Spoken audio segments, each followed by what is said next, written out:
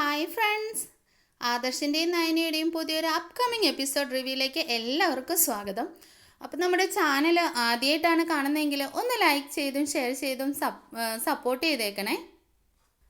Revathi അനാമികയെ phone വിളിക്കുന്നുണ്ട്. എന്തായി മോളെ, എന്തായി ഞാൻ പറഞ്ഞ കാര്യം എന്ന് ചോദിക്കുമ്പോഴത്തേക്കിനും അനാമിക പറയുന്നുണ്ട്, അമ്മേ കുറച്ച് സ്വർണവും അതിൻ്റെ കൂടെ കുറച്ച് പൈസയും കൂടി ഞാൻ ഒപ്പിച്ച് വെച്ചിട്ടുണ്ട്. അമ്മ പെട്ടെന്ന് തന്നെ ഇത് വന്നങ്ങ് കൊണ്ടുപോയിക്കോ എന്ന് പറയുന്നുണ്ട് കേട്ടോ. അപ്പോഴത്തേക്കിന് രേവതി ചോദിക്കുന്നുണ്ട്, എന്താ മോളെ കുറച്ചായത്, അവിടെ കുന്നുപോലെ ഇരിക്കുകയല്ലേ, എന്തെങ്കിലുമൊക്കെ പറഞ്ഞ് മോൾ അതൊക്കെ ഒന്ന് വശത്താക്കി എടുക്കണ്ടേ എന്ന് ചോദിക്കുമ്പോഴത്തേക്കിനും അനാമിക പറയുന്നുണ്ട്, ഇത് തന്നെ ഞാൻ വളരെ കഷ്ടപ്പെട്ട അമ്മേ ഒപ്പിച്ചെടുത്തത്. എൻ്റെ അമ്മായിയമ്മ തന്നതാണ് എനിക്ക്. അവരുടെ കയ്യിലാണെങ്കിൽ കാര്യമായിട്ടുള്ള സ്വർണ്ണമൊന്നും ഇല്ല. അതേസമയം ആ ദേവയാനി വല്യമ്മയുടെ കയ്യിലാണെങ്കിൽ ഇഷ്ടം പോലെ സ്വർണ്ണം ഉണ്ടായിരുന്നു. അങ്ങനെ തന്നതാണല്ലോ നിങ്ങൾക്ക് ഞാനന്ന് കുറച്ച് തന്നു വിട്ടത്. എന്നാൽ എൻ്റെ അമ്മായിയമ്മയുടെ കയ്യിൽ കാര്യമായിട്ടൊന്നുമില്ല. അവരുടെ കയ്യിൽ ഉള്ളത് കുറച്ച് എനിക്ക് തന്നിട്ടുണ്ട്. എനിക്ക് വേണമെന്ന് പറഞ്ഞാണ് ഞാൻ മേടിച്ച് വെച്ചിരിക്കുന്നത്. അതുകൊണ്ട് അമ്മ പെട്ടെന്ന് ഇങ്ങ് പോരെന്ന് പറഞ്ഞ് അനാമിക ഫോൺ വയ്ക്കുന്നുണ്ട് കേട്ടോ. അപ്പോഴത്തേക്കിനും വേണു ഓടി വന്ന് ചോദിക്കുന്നുണ്ട്, എന്തായിടി ഇന്ന് ചോദിച്ചു വരുമ്പോഴത്തേക്കിനും രേവതി പറയുന്നുണ്ട്, മോള് കുറച്ച് പൈസ ഒപ്പിച്ച് വെച്ചിട്ടുണ്ടെന്നാണ് പറഞ്ഞത്, നമുക്ക് പോയി പെട്ടെന്ന് തന്നെ എടുത്തുകൊണ്ട് വരാമെന്ന് പറയുമ്പോഴത്തേക്കിനും പറഞ്ഞ് കേട്ടപാടെ തന്നെ വേണു വേഗം റെഡിയായി വരുന്നുണ്ട് കേട്ടോ. രേവതിയും വേണുവും കൂടി അനന്തപുരിയിലേക്ക് അങ്ങനെ വന്ന് കയറുന്ന പാടെ നമ്മുടെ ജാനകി അവരെ സന്തോഷത്തോടു കൂടി അനാമിക മോളുടെ അച്ഛനും അമ്മയാണല്ലോ, എന്താ വിശേഷിച്ചെന്ന് ചോദിക്കുമ്പോഴത്തേക്കിനും ഞങ്ങളുടെ ഏക മകളല്ലേ അനാമിക മോള്, അപ്പോൾ അവളെ കാണാതിരിക്കാൻ ഞങ്ങൾക്ക് കഴിയുന്നില്ല. കുറച്ച് ദിവസമായില്ലേ, ഈ വിവാഹശേഷമാണ് അവൾ ഞങ്ങളിൽ നിന്ന് ഇത്രയും ദിവസമൊക്കെ മാറി നിൽക്കുന്നത്.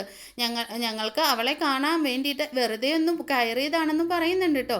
അപ്പോഴത്തേക്കിനും മുത്തശ്ശനും വന്ന് ഇരിക്കു വേണമെന്നും പറയുന്നുണ്ട്.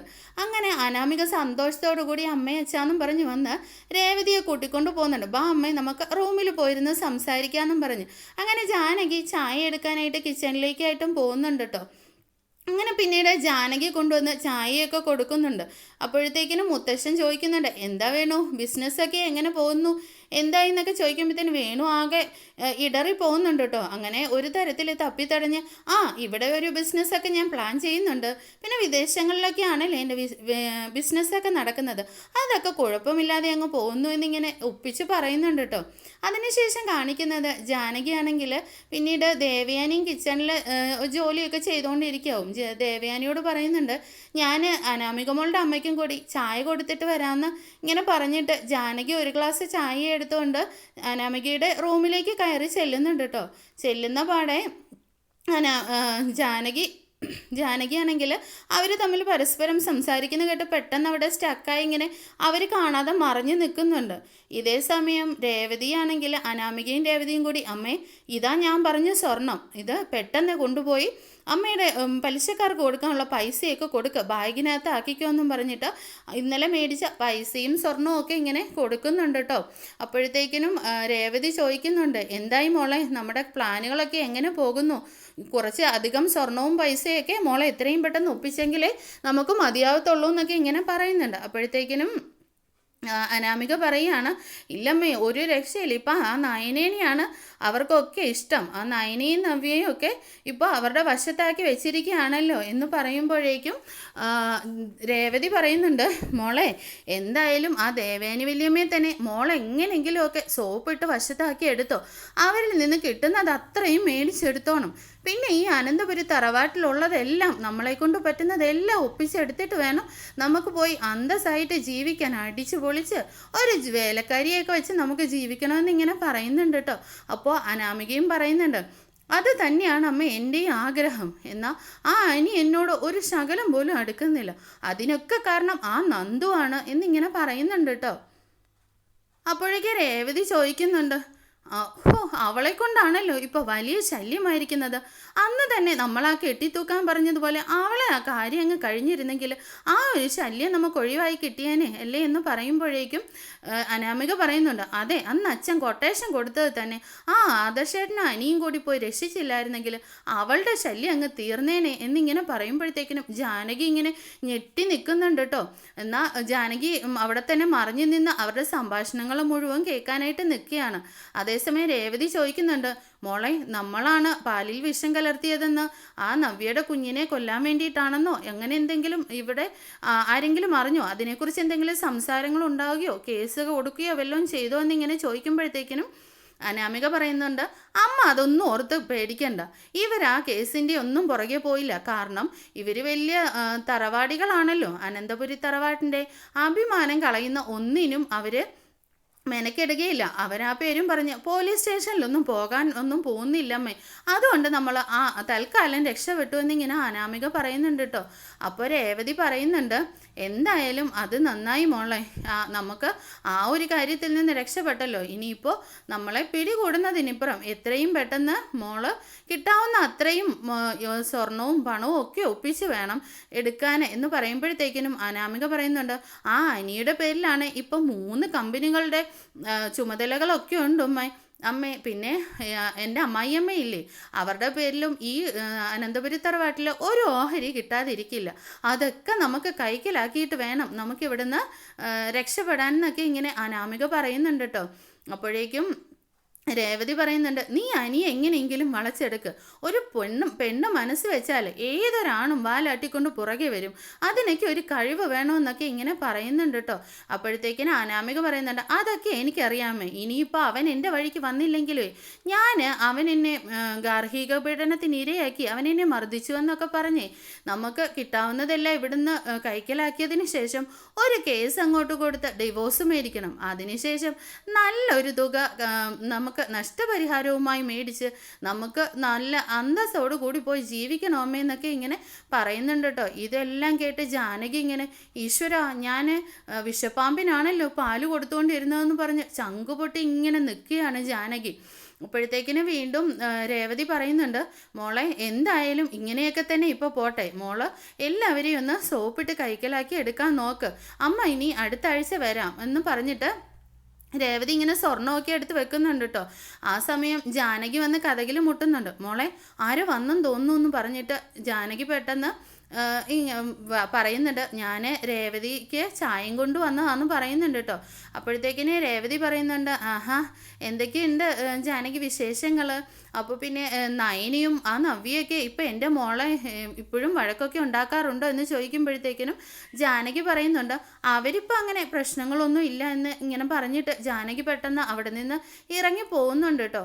അപ്പോഴത്തേക്കിനെ രേവതി ചോദിക്കുന്നുണ്ട്, എന്താണ് നിൻ്റെ അമ്മായിയമ്മയ്ക്ക് എന്തോ ഒരു വല്ലായ്മ പോലെ, നമ്മൾ പറയുന്നത് വല്ലതും കേട്ടോ എന്ന് ചോദിക്കുമ്പോഴത്തേന് അനാമിക പറയുന്നുണ്ട്, ഏയ് അവരതൊന്നും കേട്ട് കാണില്ല അമ്മ, കേട്ടെങ്കിൽ ഇപ്പോൾ ഇതായിരിക്കില്ലല്ലോ ഇവിടുത്തെ അവസ്ഥയെന്ന് പറയുന്നുണ്ട്.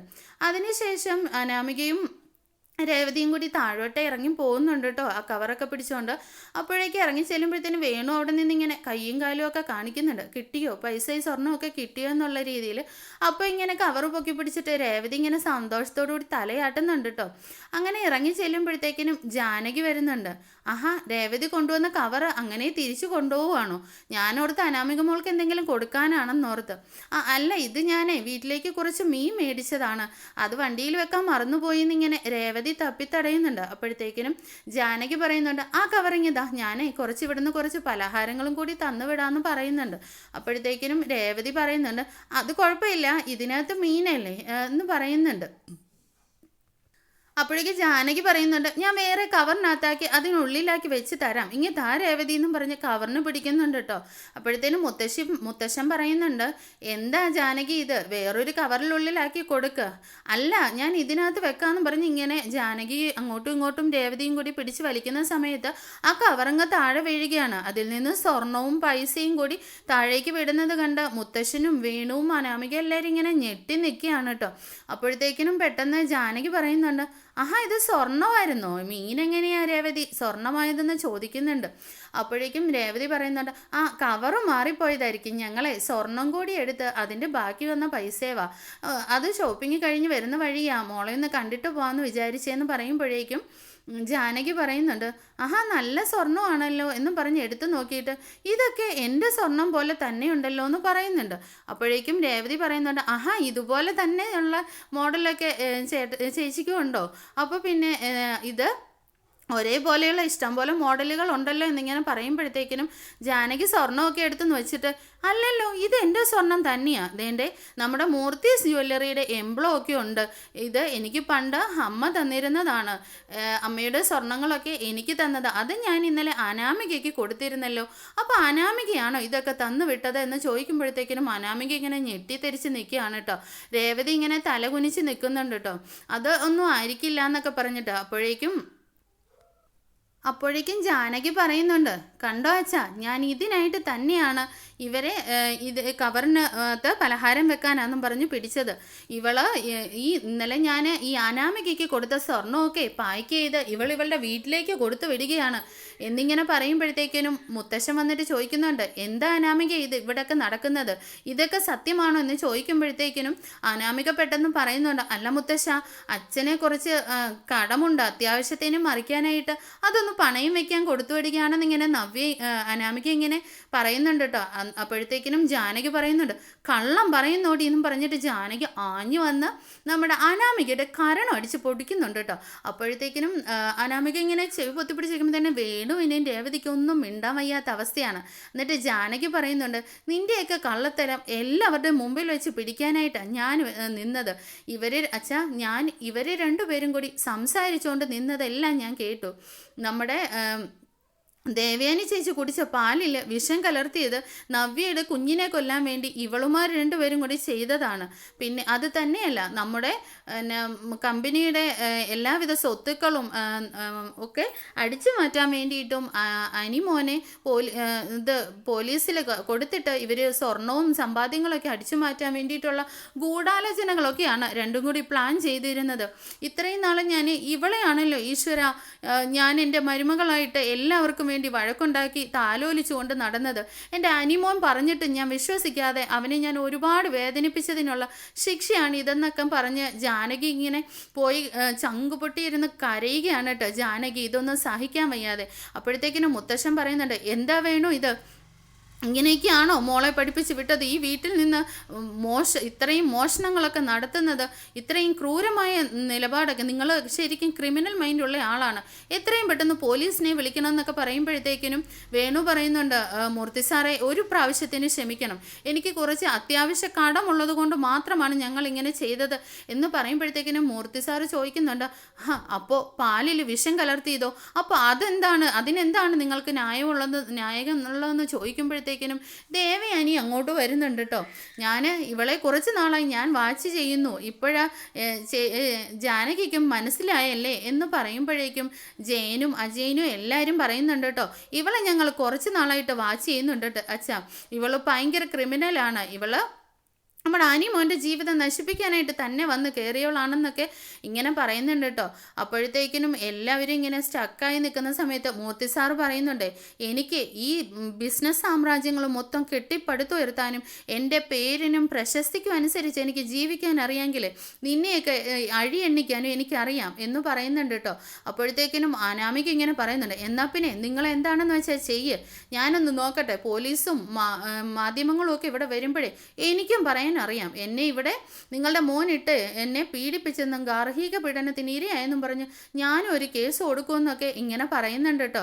അപ്പോഴത്തേക്കിനും മുത്തശ്ശന് നല്ല ദേഷ്യം വരുന്നുണ്ട്, ഇത്രയൊക്കെ കാട്ടിക്കൂട്ടിയിട്ട് ഇനിയും നിന്ന് ചിലയ്ക്കുന്നു എന്ന് പറഞ്ഞിട്ട് മുത്തശ്ശനിങ്ങനെ വഴക്ക് പറയുന്നുണ്ട് കേട്ടോ.